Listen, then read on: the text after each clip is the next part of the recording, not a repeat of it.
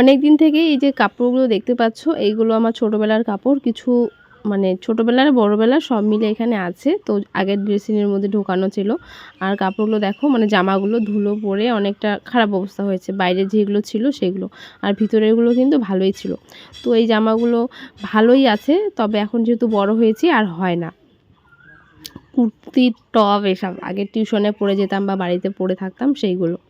তো আগে পুরানা ড্রেসিং টেবিলের মধ্যে এগুলো রাখা ছিল। এখন নতুন ড্রেসিং টেবিলটা ভালো মতো গুছাবো করে কিন্তু আর গুছানো হয়ে ওঠেনি। শুধু কোনো রকম একটুখানি গুছিয়েছি আর ওইভাবেই পড়ে আছে। আর এই যে কুর্তিগুলো বা জামাগুলো দেখছো, টপগুলো, তো সেগুলো ছোটোবেলায় আমরা আগে মানে আমি আগে পরে প্রাইভেটে যেতাম।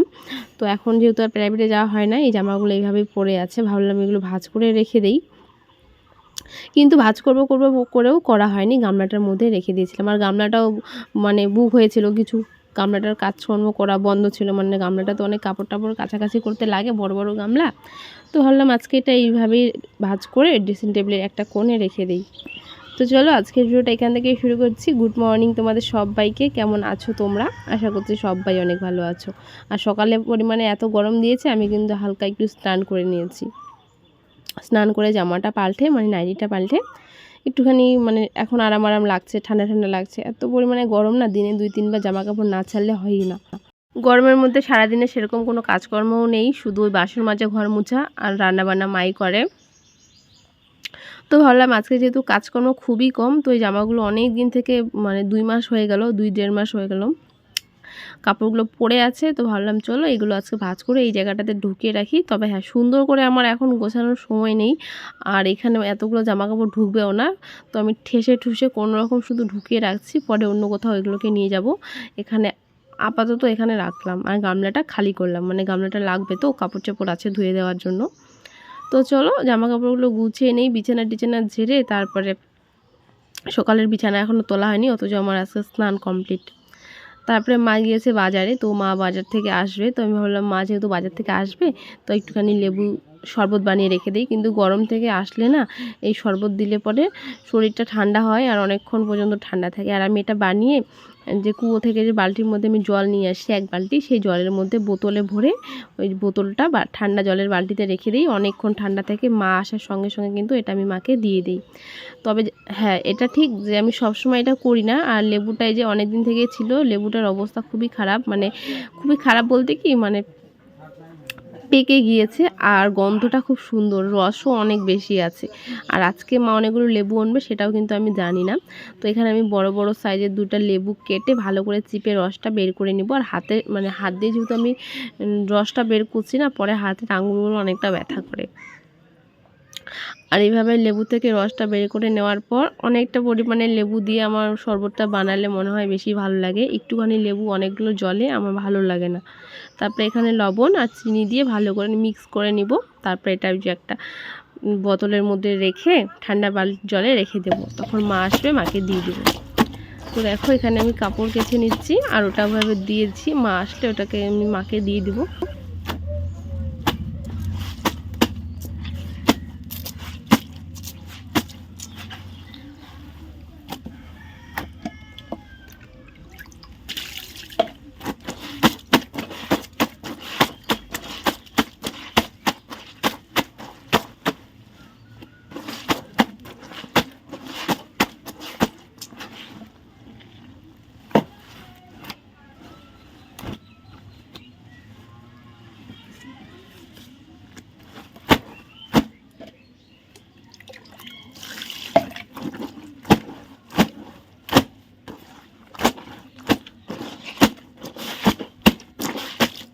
যেহেতু আমার একবার স্নান হয়েছে, তো সেই কাপড়গুলো আমি ধুয়ে দিচ্ছি। আর কিছুটা মায়ের ছিল, আজকে অনেকটা বেলা হয়েছে কাপড়গুলো ধুতে, আর বেলা হওয়াটাই মানে আমার মনে ভালো, কেননা বেলা হয়ে গেলে না আমাদের কুয়াপাড়ে রোদ্রুটা থাকে না, 10টা 11টার দিকে অনেকটা রোদ্রু থাকে।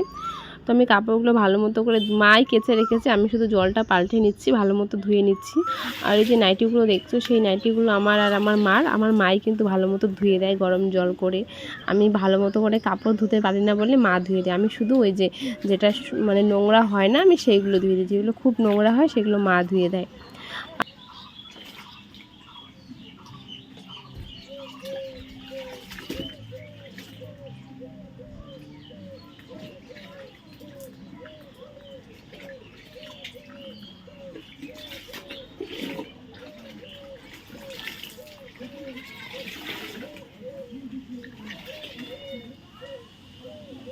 সারাদিনে না কোনো রকম ভিডিও করিনি গরমের জন্য, আর কাজও ছিল না সেরকম।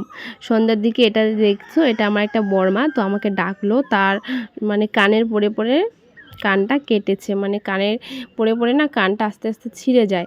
তো সোনার কানের পড়লে এরকম হয়। তো যেহেতু অনেক আগেকার দিনের মানুষ অনেক আগেকার দিনে কান ফুটো করেছে, তো কানটা দেখতেই পাচ্ছ মাঝখান দিয়ে মানে ভাগ হয়েছে। তারপরে বললো সে যেহেতু তার কানে সোনা পড়ার বা সোনার পড়লেই সাধারণত কান কাটে, ভারী ভারী সোনার কানের, তো এমনি কানের পড়লে হয় না। তো সে আরও কানের পড়বে সাইডে আমাকে ফুটো করে দিতে বললো। আর এইদিকে দেখো আমি কিন্তু বড়মাটার বাড়িতে এসেছি তাকে কান ফুটো করে দিতে। আর একজনের কান ফুটো করা দেখলে তখন আরেকজনও ডাকে যে আমাদেরও একটু করে দে। তো আমি আমাদের পাড়ার বেশিরভাগ ছেলে মেয়েরই কিন্তু আমি কান ফুটো করে দিয়েছি। আর আমার না কান ফুটো করতে অনেক বেশি ভালো লাগে, আমার জানি না কেন মনে হয় সবার কানগুলো ফুটো করে দিই। তো একটা সুই আছে কান ফুটো করার, সেই সুইটার নাম সোনামুখী সুই, অনেকটা চিকন, সীসা দিয়েও কান ফুটো করা যায়, এখন যেহেতু সীসা পাওয়া যায় না, সবাই তো পার্লারে বন্দুক দিয়ে কান ফুটো করে, তবে এখনও কিন্তু এইভাবে সুই সুতো দিয়ে কান ফুটা করা যায় বা মানুষ করে, আমিও করি। আর আমি ছোটোবেলা থেকে আমি কান ফুটা করতাম, তখন আমি ক্লাস 9-এ পড়তাম। একটা মানে পাশের বাড়ির ঠাম্মা কান ফুটা করছিল, আমি দেখে না ভয় পেয়েছিলাম, তারপরে আমারও সাহস জাগে আর আমিও সবাইকে কান ফুটো করে দিতে থাকি। আর আস্তে আস্তে আমাদের পাড়া সবাই জানে যে আমি কিন্তু কান ফুটো করতে পারি।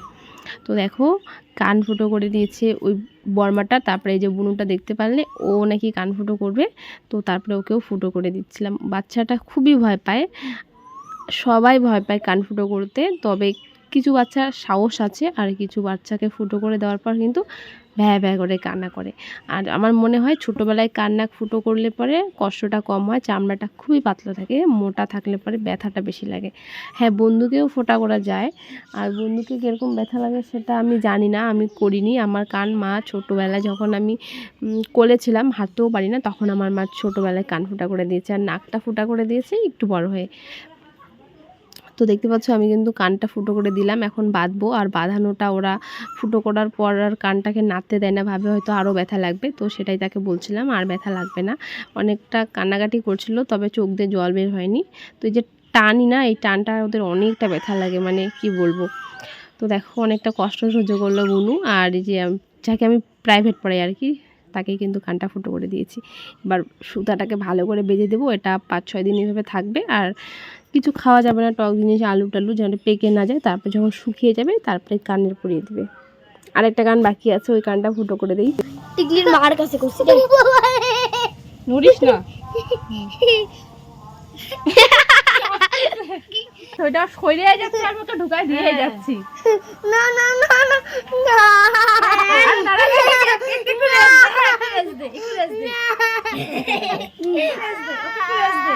বন্ধ কর এটা ভিডিও। তো আজকের এই ছিল ভিডিওটা। আর সারাদিন তো বললামই সেরকম ভিডিও করা হয়নি, সন্ধ্যার দিকে ভাবলাম চলো যেহেতু কান ফুটো করছি তোমাদেরকে একটু দেখিয়ে দিই আমি কী করে ফুটোটা করি, কান ফুটো।